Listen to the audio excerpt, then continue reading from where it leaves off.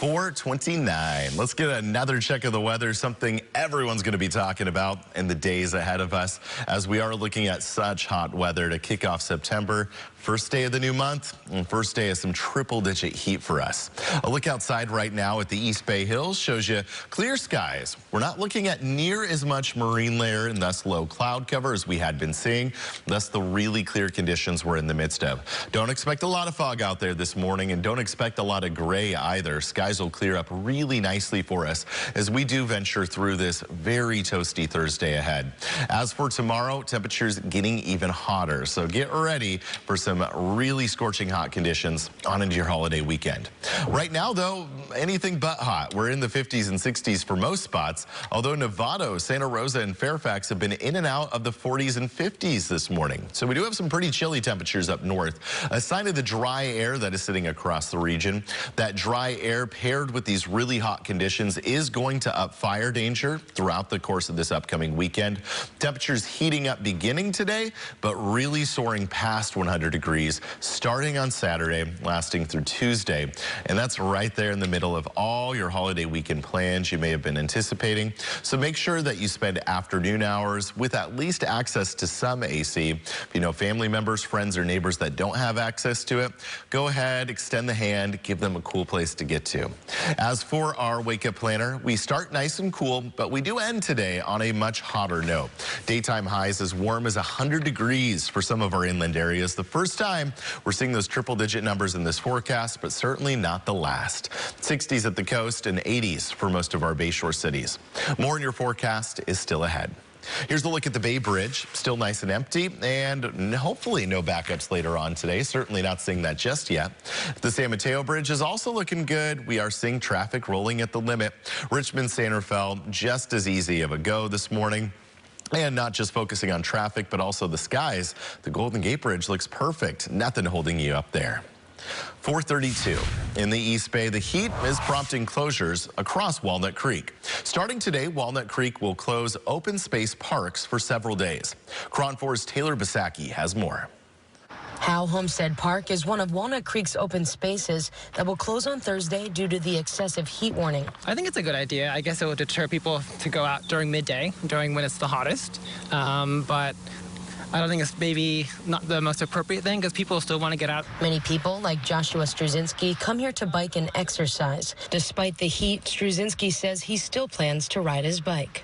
Most likely in the morning and cut it short. If he's feeling ambitious. If I'm feeling up for it, for a lot of sweat, a lot of sweating. Walnut Creek's open spaces include 3,000 acres with 7 miles of neighborhood trails. Those areas also include Acalanes Ridge, Borges Ridge, Lime Ridge, Shell Ridge, and Sugarloaf, all of which will close Thursday through Labor Day. They're expected to reopen on September 6th. In Walnut Creek, Taylor Bisacki, KRON 4 News. During a heat wave like this one, the Bay Area is set to experience. It's important for pet owners to protect their pets from hot surfaces. Pets need limited time in the sun, and they also need to stay hydrated just like us.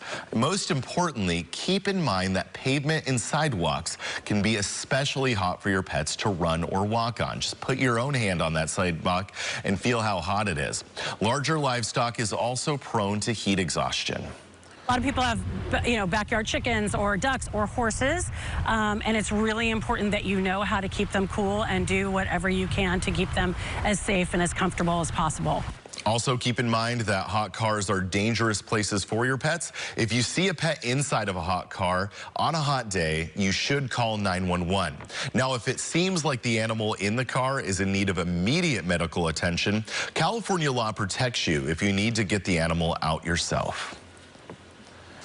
A developing story out of Southern California. Interstate 5 in Castaic is closed because of a massive brush fire. The fire was first reported around noon Wednesday near northbound lanes of the freeway. Then it jumped to the other side, forcing the complete shutdown of the interstate. Rick Chambers has the details. Flames erupted just about noon today west of the 5 freeway near Castaic Lake. But a strong wind pushed the fire across the highway into heavy fuels, destroying at least 2 outbuildings and 1 truck and charring some 4,700 acres. The folks out there are just taking a beating. He He's talking about the nearly 400 firefighters who are on the ground out here doing battle in oppressive triple-digit temperatures. We did have 8 heat-related events today. 6 people were transported. I believe their condition is all good. 15 aircraft fought the flames throughout the afternoon and evening, but only 3 with night vision capabilities will now fly through morning. They will reinforce the lines that have been established, and then as hot spots develop, as the wind shifts, they'll be available to reinforce or establish additional line where the fire demands it. Some 200 people have already been evacuated from a mobile home park and a sprinkling of houses along Upper Ridge Road. They'll likely be out for a while. But the 5 freeway closed in both directions for hours, creating nightmarish gridlock, and backups may reopen. Caltrans, we're currently working with Caltrans to start inspecting the freeway to make sure it's safe for travel. Once that happens, fire crews are asking the public to use caution. The Angeles National Forest moved from high to very high fire danger about 2 weeks ago, and there's good reason for that. So just be very, very cognizant if you're out there recreating, traveling, using the public lands. Be very, very mindful of your actions. Just a reminder for us as we get into this heat. Now, so far, the fire has burned over 4,000 acres and is 0% contained. Another big story this morning, a 9-year-old boy shot during freeway shootings on Interstate 580. It happened Tuesday night in Oakland. The little boy is expected to be okay. According to CHP, the woman driving the car and the young boy were inside a Toyota Camry. After the shots were fired, they exited the freeway and crashed the car on 35th and Brookdale Avenues. Officers arrived and found the car riddled with bullets. The 9-year-old boy was sitting on the front passenger seat, suffered a gunshot wound. The woman was also hurt in the crash, but they are both in stable condition, and the CHP has not found a motive for the shooting nor released any suspect information just yet at this time. Oakland police are asking for help identifying the owner of this car. Police say they are hoping to identify the car in connection to a triple homicide incident. That incident happened Friday night just after 7 on Martin Luther King Way. 2 people were shot and a cyclist was hit by this car. All 3 were pronounced dead at the scene.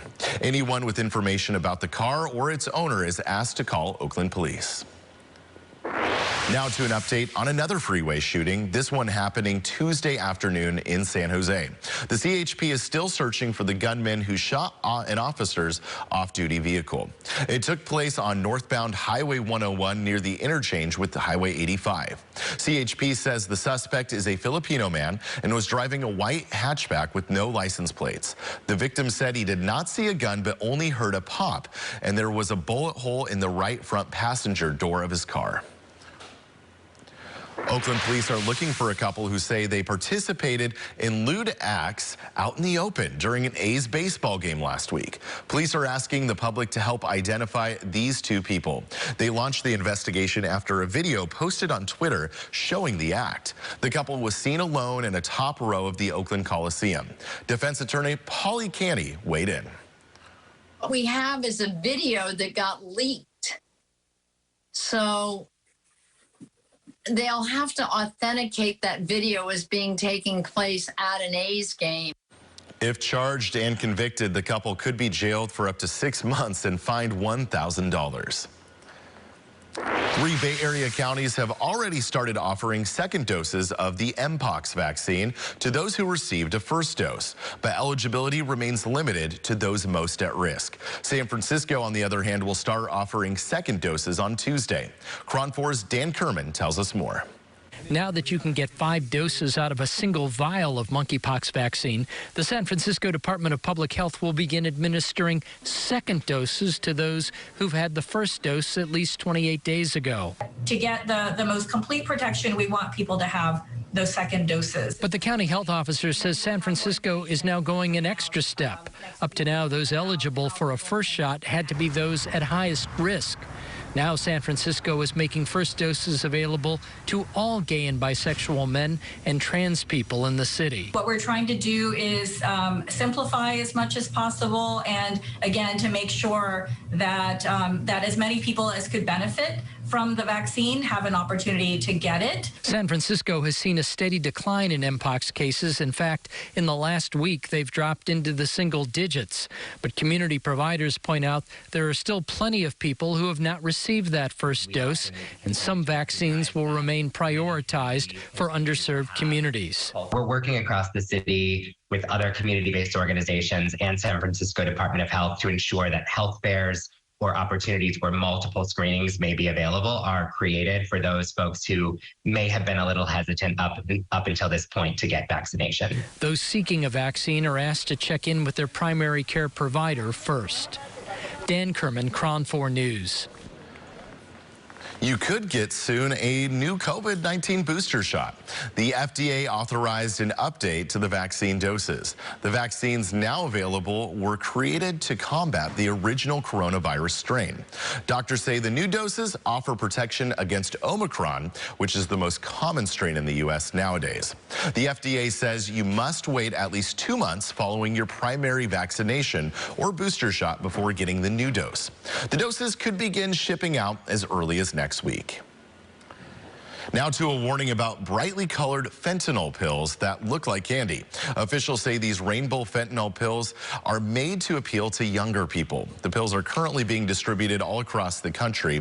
Earlier this month, a batch was found by investigators in Placer County. Fentanyl is a powerful synthetic opioid that's up to 100 times stronger than morphine. Drug cartels are manufacturing and combining it with other narcotics. Just a few grains of the drug can be deadly.